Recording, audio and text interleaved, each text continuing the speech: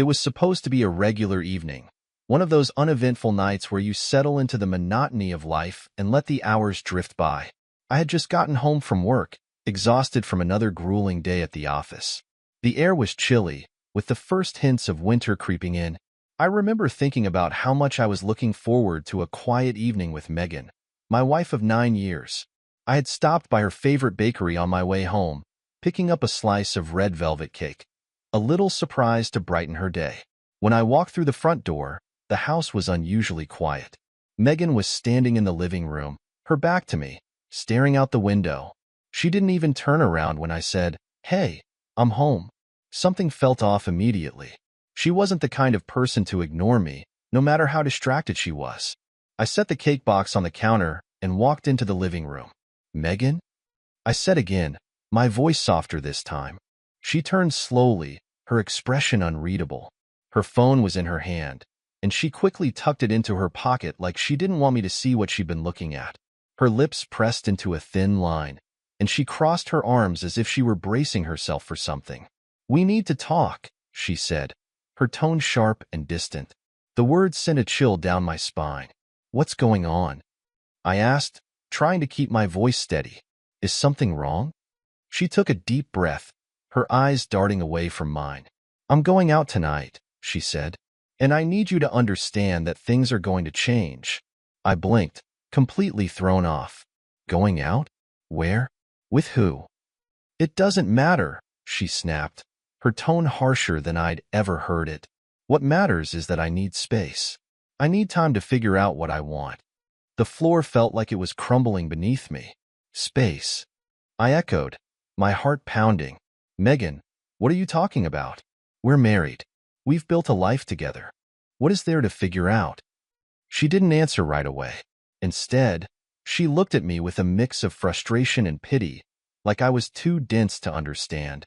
"I'm tired," she said finally. "I'm tired of this, of us. I need more. I need to feel alive again." Her words hit me like a punch to the gut. "Feel alive?" I repeated, my voice shaking. "Megan, where's this coming from? If you're unhappy, we can work on it. But walking away? That's not how we fix things." She shook her head, her lips curling into a bitter smile. "You don't get it, do you? This isn't something you can fix. I've already made up my mind." My stomach churned as realization dawned on me. "Is there someone else?" I asked, barely able to get the words out. Her silence was deafening. She didn't deny it, but she didn't confirm it either. That hesitation told me everything I needed to know. I felt anger bubbling up inside me, but I forced myself to stay calm. "Megan," I said, my voice low but firm, "if you walk out that door tonight, you're walking away from this marriage. Do you understand that? There's no coming back." Her eyes met mine for a brief moment, and I saw something flicker there.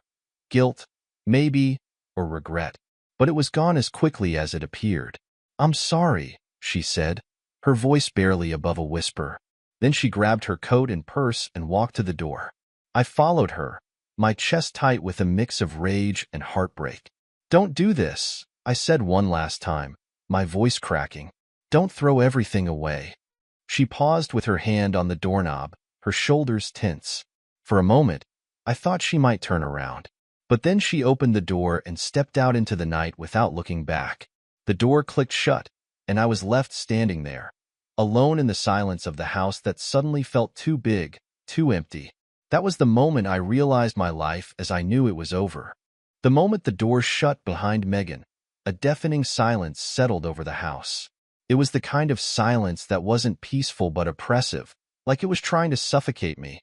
I stood there, staring at the door as if expecting her to walk back in any second, to tell me this was all some cruel joke or a bad dream. But she didn't. She was gone. I walked back to the living room, my legs feeling like they were made of lead. The slice of red velvet cake I'd brought home for her was still sitting on the counter, untouched. I stared at it, the irony cutting through me like a knife. Here I was, trying to do something sweet for her, while she was probably with someone else, feeling alive. I dropped onto the couch, burying my face in my hands. My thoughts raced in circles, each one more torturous than the last. How long had she been feeling this way? Was there really someone else? And if so, who? A coworker? Some guy she'd met online? The possibilities were endless, and each one was like a dagger to my chest. I reached for my phone, almost instinctively, and scrolled through our recent messages. There was nothing out of the ordinary, just mundane texts about groceries, bills, and plans for the weekend. But now, even the most innocent messages felt tainted. How many of them had she sent while lying to me? While thinking about him? I opened her social media accounts, something I hadn't done in months. Megan wasn't a heavy poster, but she had an active presence. As I scrolled through her recent activity, I noticed a few new faces among her likes and comments. One name, in particular, stood out: Ryan. I didn't recognize him, but he'd liked almost every one of her posts over the past few months, and his comments were always flirtatious. Things like, "You look stunning," and "lucky guy," under photos of her. I clenched my jaw, my grip tightening on the phone. I wasn't the kind of man who liked jumping to conclusions, but the pieces were falling into place. Megan's sudden distance, her need for space, the cryptic way she talked about wanting more, it all pointed to something I'd never thought I'd have to face. My wife, my partner of nearly a decade, might be cheating on me. I didn't sleep that night. I couldn't. Every time I closed my eyes, my mind conjured images of her with someone else, laughing, touching, kissing. By the time the sun came up, I felt like a shell of myself, drained and hollow. But I knew I couldn't let this consume me. I needed to know the truth, no matter how painful it might be.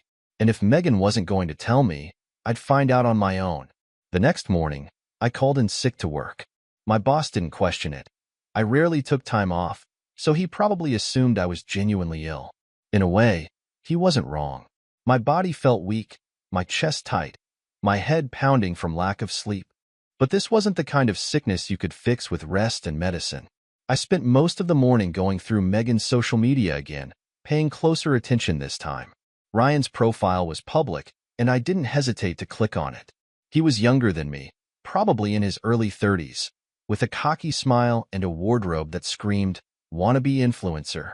His posts were full of gym selfies, expensive dinners, and captions like, "Work hard, play harder." He seemed like the kind of guy who thought the world revolved around him. As I scrolled through his photos, I noticed a pattern. Megan's name kept popping up in the comments. Sometimes it was a simple heart emoji, other times a playful comment like, "looking good." My stomach churned. This wasn't just casual interaction. There was a familiarity between them, an unspoken connection that felt like a betrayal in itself. I decided to dig deeper. Megan had mentioned going out with friends, so I texted her best friend, Emily. Emily and I had always gotten along well, and I figured if anyone knew what was going on, it would be her. "Hey, Emily," I typed. "Megan said she was out with you last night. Just wanted to check in. Everything okay?" A few minutes later, my phone buzzed. "Hey, Megan wasn't with me last night. I haven't seen her in a while. Is everything all right?" My heart sank. So she lied about that too. I stared at the screen, the weight of her deception crushing me. I didn't respond to Emily. What could I say? That my wife was lying to me, sneaking out and possibly seeing another man?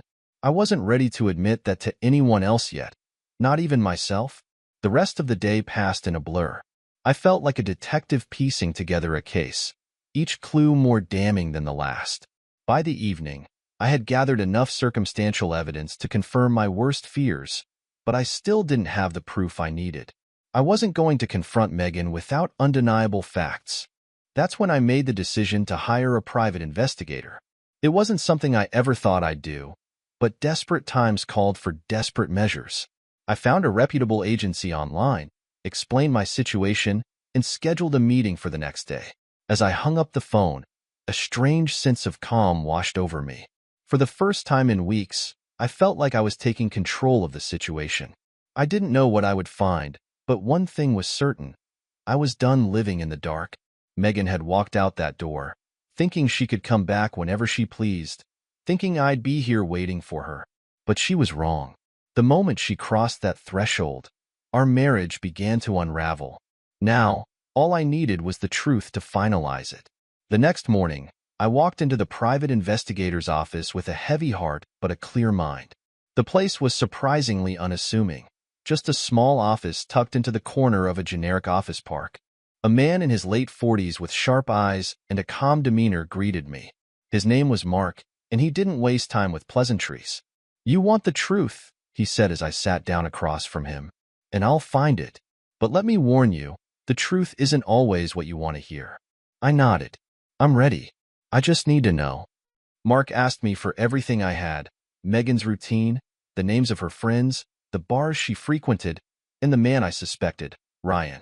I handed over screenshots of her social media interactions with him and told Mark about the lies she'd been telling me. He listened intently, taking notes but never interrupting. "This might take a week or two," he said as we wrapped up, "but I'll get you what you need." Leaving his office, I felt a strange mix of dread and anticipation.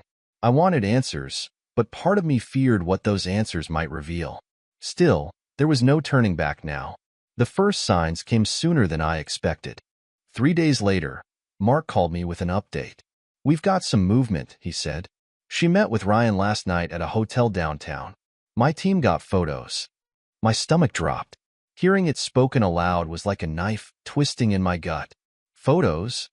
I asked, my voice barely above a whisper. "I'll email them to you," he said. "But there's more.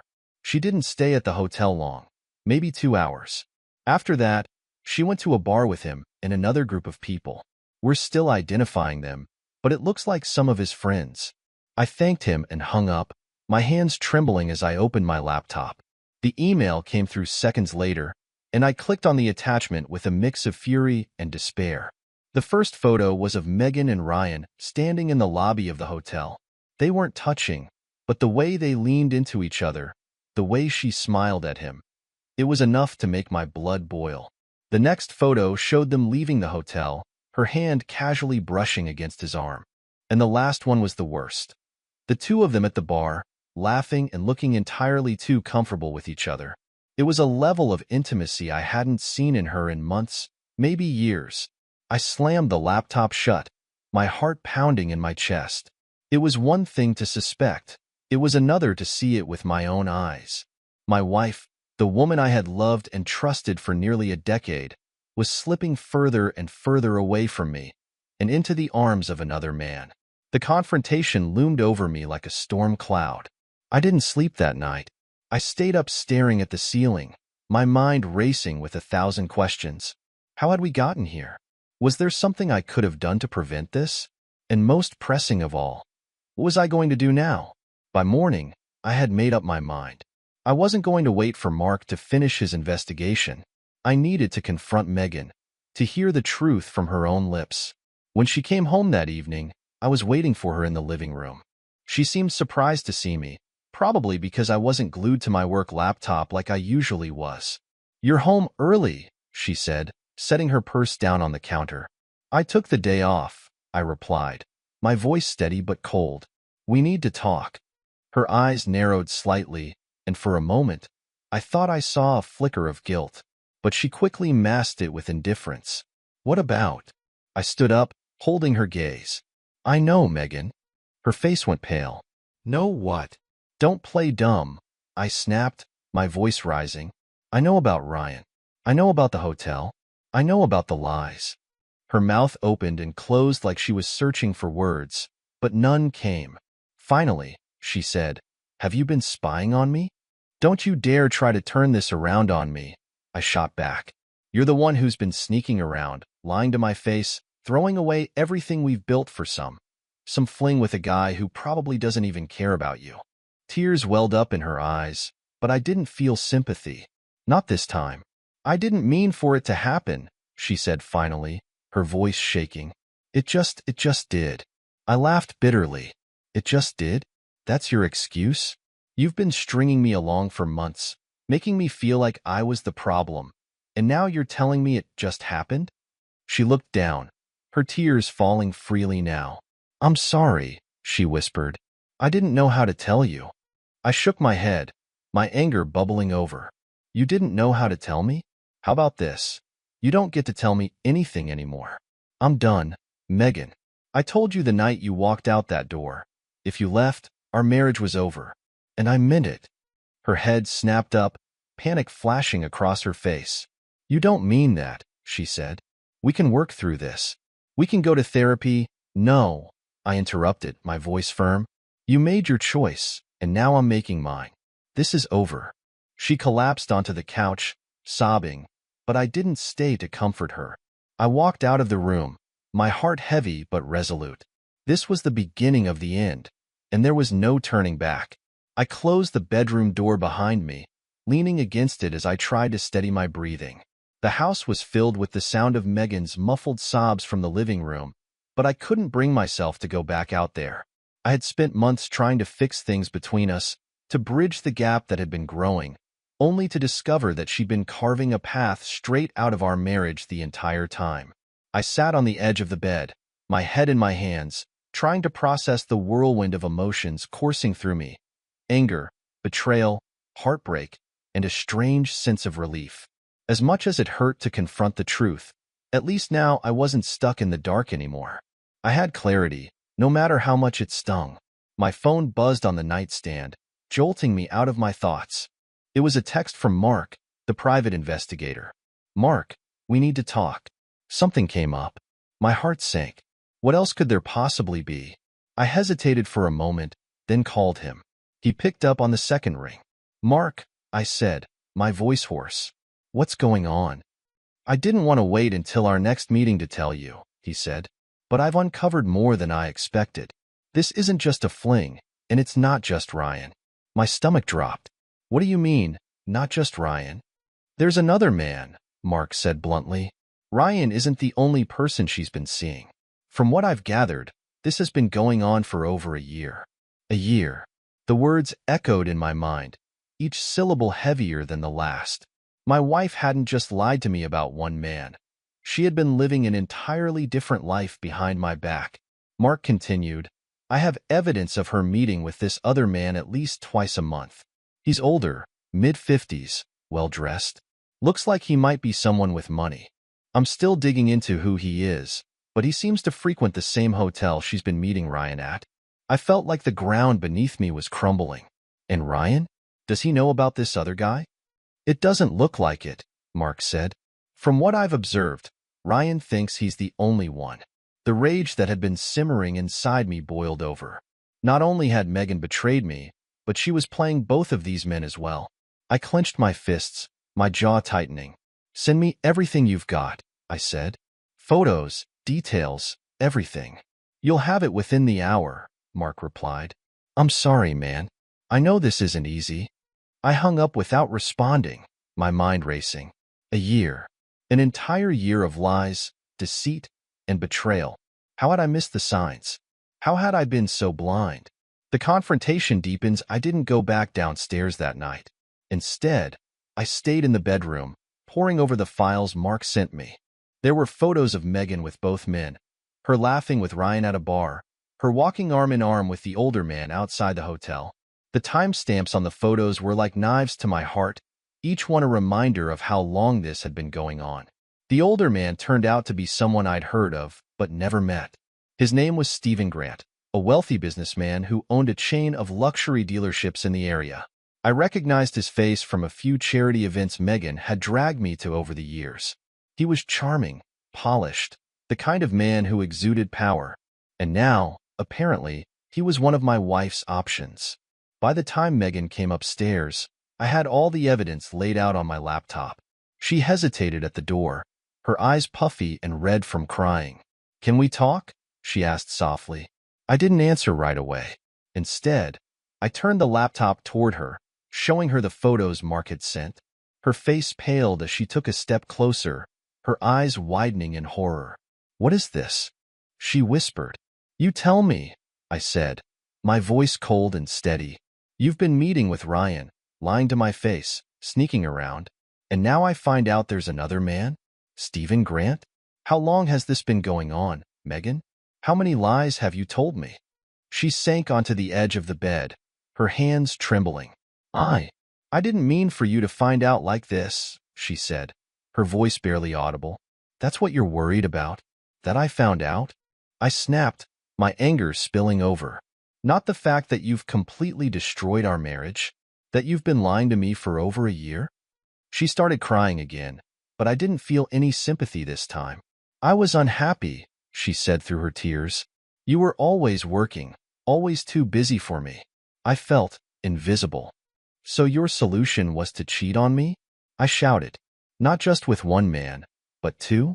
You didn't even have the decency to talk to me, to tell me how you were feeling. Instead, you went behind my back and tore our life apart.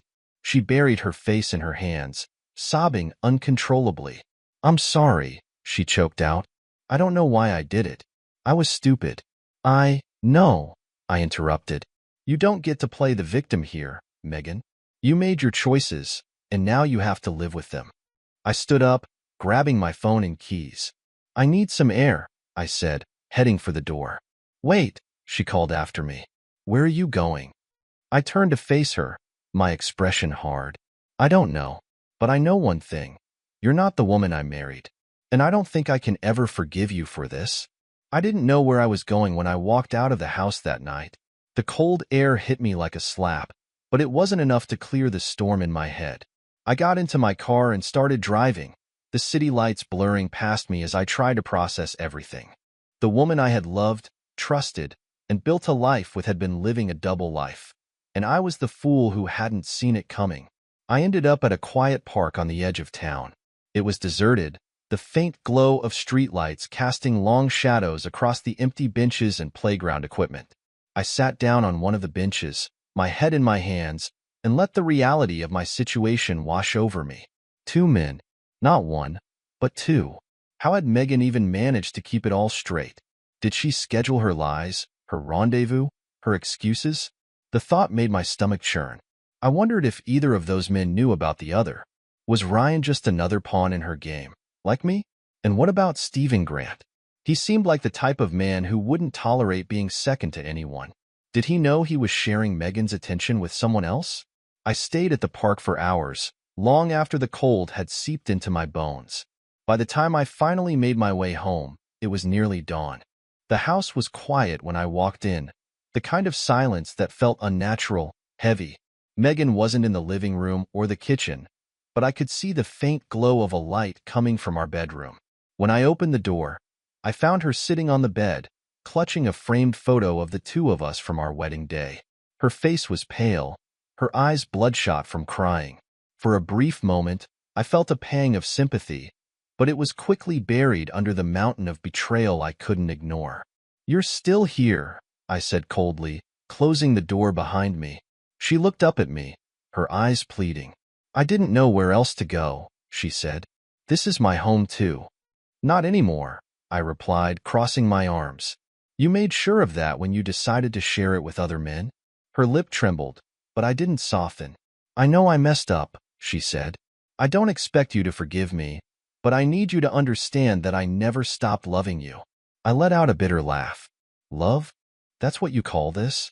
Do you think love is lying, sneaking around, betraying the person you promised to spend your life with? I was lost, she said, her voice breaking. I was unhappy, and I didn't know how to fix it. I thought maybe if I found something else, something exciting, I'd feel whole again. And did you? I asked, my voice sharp.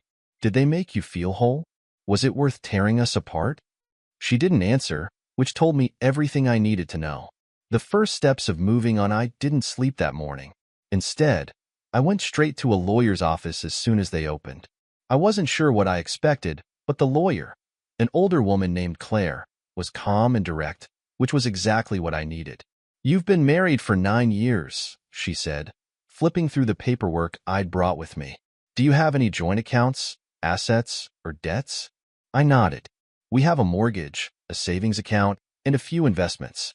Most of it is in my name. Claire raised an eyebrow. That's good for you. But you'll need to gather all financial records, proof of income, and anything else that shows the assets you've contributed to the marriage.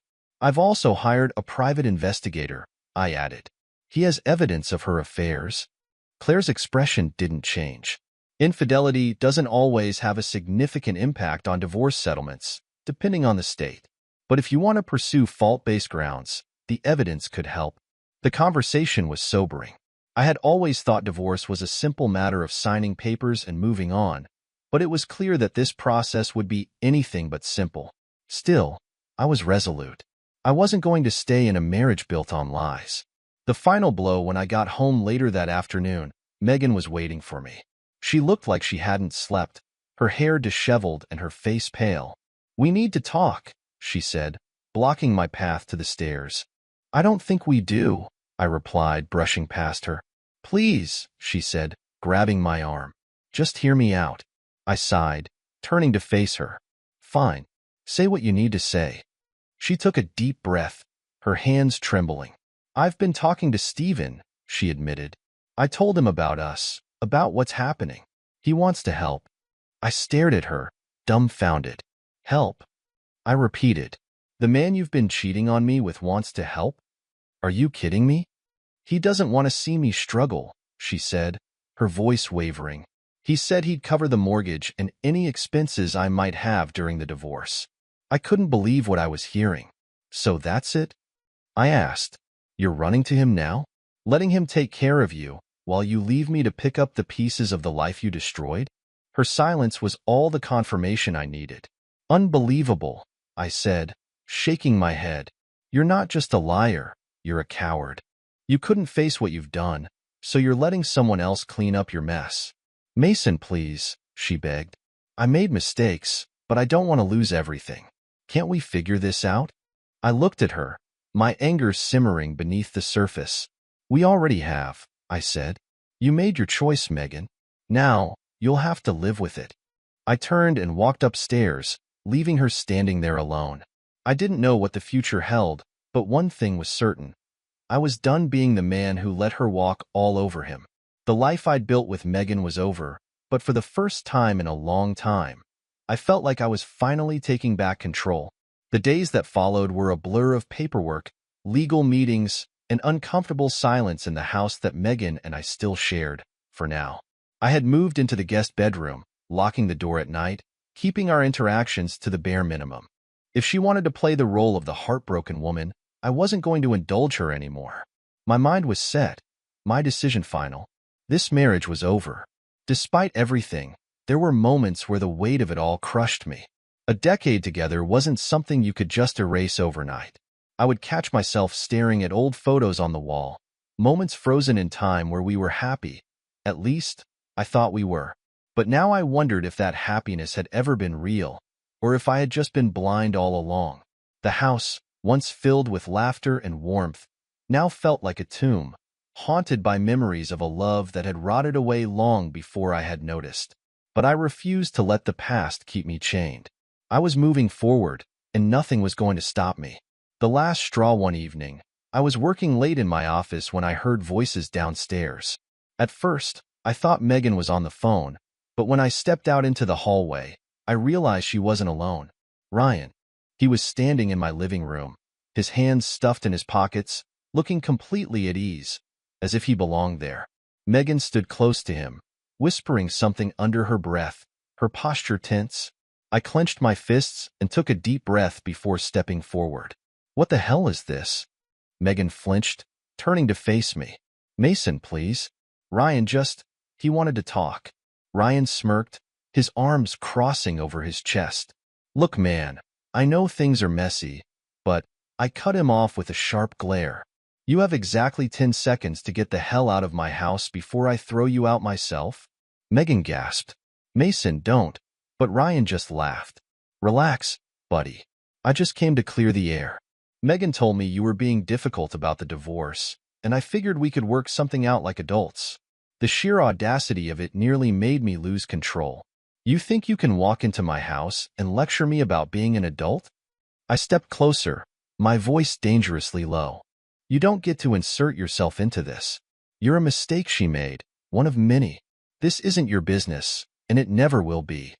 Ryan's smirk faltered, but he didn't back down. "I'm not trying to start a fight. I care about Megan, and I want to make sure she's okay." I turned to Megan, who was looking at the floor, ashamed. "Is this really who you are now?" I asked her. "Bringing your side piece into our home like it's normal? Do you even feel any guilt?" Tears welled in her eyes, but I didn't care. She had no right to cry.